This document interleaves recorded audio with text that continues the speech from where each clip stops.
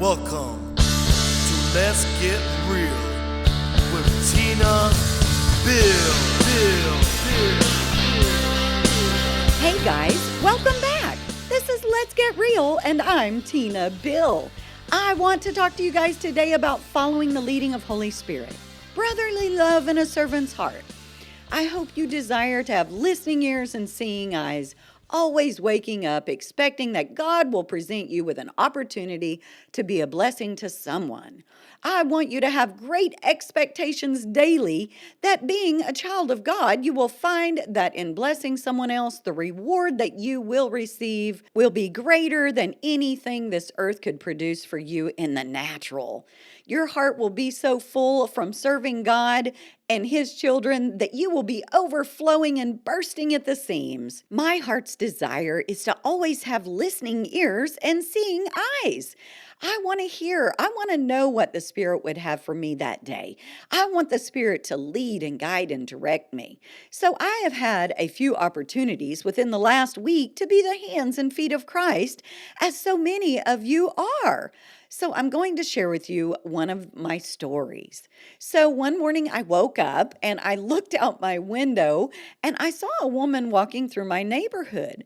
She appeared to be homeless. She was slender, wearing very tattered old clothing, ripped and dirty, a pair of socks with holes through them, and no shoes. At first I was surprised to see her because our neighborhood where it is almost hidden. I actually lived in Sand Springs area for over 25 years and really didn't even know it existed until we were looking to purchase a house about 9 years ago. Anyway, I saw the woman approach a truck outside my house where a man was sitting. He was working with a tree service and she asked him for some water. I could tell by her motions, or should I say something to drink anyway. I could tell by the arm motions as if she was saying, "Do you have anything to drink?" Apparently he did not. So she put her head down and she continued to walk. She saw another woman getting out of her car and approached the woman. I could not hear the conversation, but of course, I noticed again she motioned up and down with her arm as if to ask her for something to drink. Apparently, the woman could not help her, so I knew I had to do something. I said, "Lord, do you need me to help her? I will." So I rushed to my bedroom and threw on some clothes. This was early in the morning. I began to grab things that I thought she might need: water, peanut butter crackers, of course, and a pair of my flip-flops. Now, mind you, I wear a size 5.5 to a 6-inch shoe, but I thought, well, it's worth a shot. I had to try. So since the tree people were working on the trees and the power lines and that sort of thing, they had shut our electric off. So I had to manually open my garage door to get my car out. By this time, she was out of my sight, and I didn't know exactly which direction she had gone. After getting my car out of the garage, which was a task, instead of driving toward the way she walked, I felt to go the opposite direction. And as I turned down the street, I saw her from a distance, coming up from a different path. So I pulled over and asked her if she would like some water. She was confused and probably had some mental social issues, so she refused my water. And I continued to ask her, and she continued to refuse. So I offered her the peanut butter crackers, and she refused those as well. Then I said, "Well, I have some shoes. Would you like to try them?" And she stopped immediately. She took the shoes from my hand and she put them on the ground and began to remove what was left of her poor tattered holy socks.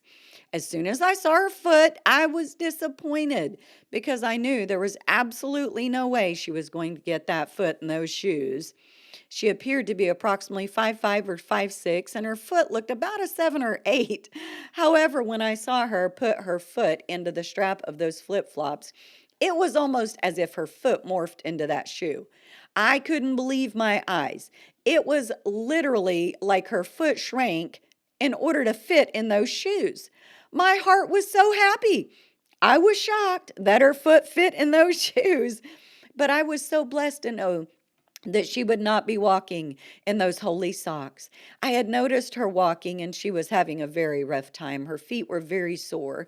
So since she continued to refuse my water and crackers, I told her Jesus loved her and I drove away and I was praying for her. So I asked myself, could this have been a Hebrew 13, 1 and 2 moment which says, "Let brotherly love continue. Do not neglect to show hospitality to strangers, for in doing so, some have entertained angels without knowing it"? I didn't know. I felt like it was because I'm not kidding you. I could not believe she got her foot in those shoes. And it was as if when she slid her foot into the shoes, her foot just literally changed right before my eyes. It looked like her foot would have been hanging off the back at least 2 inches. But I'm telling you, her foot fit in these 5.5 flip-flops. Maybe my eyes just wasn't seeing properly, or maybe her foot really was a 5.5 or a 6. But my heart was so full just knowing that I had got to help her feet get off that hot, rough pavement and at least bring some comfort to her. She obviously was very uncomfortable and needed much help. So remember, guys, the Bible talks about someone planting the seed and someone coming along and watering. But it is God who brings the increase of what we do. I wish she would have taken the water and crackers, but she didn't. But on my way back from getting a cup of coffee, I saw her walking. Her little shoes was on her feet, and she had a cold bottle of water in her hand. Someone else came along and either offered her water or fulfilled her request for a drink. Either way, that completely blessed me because someone else was given an opportunity to bless her, and they will be blessed by God.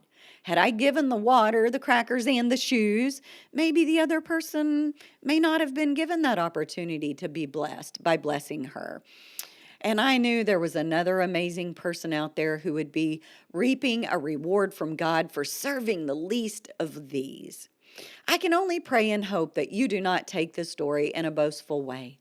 I'm actually reluctant to share my stories because I don't want people to think that I'm trying to receive my glory or reward here on this earth. I know that they are stored up for me in heaven, and this earth has nothing to offer me that compares to what God has for me. So, guys, I pray that you have listening ears and seeing eyes and a willing heart so that you will receive your heavenly rewards as you are obedient. So remember, guys, I just pray this story blessed you and encouraged you to be your brother's keeper. And you never know, you may be entertaining angels. So remember, I love you.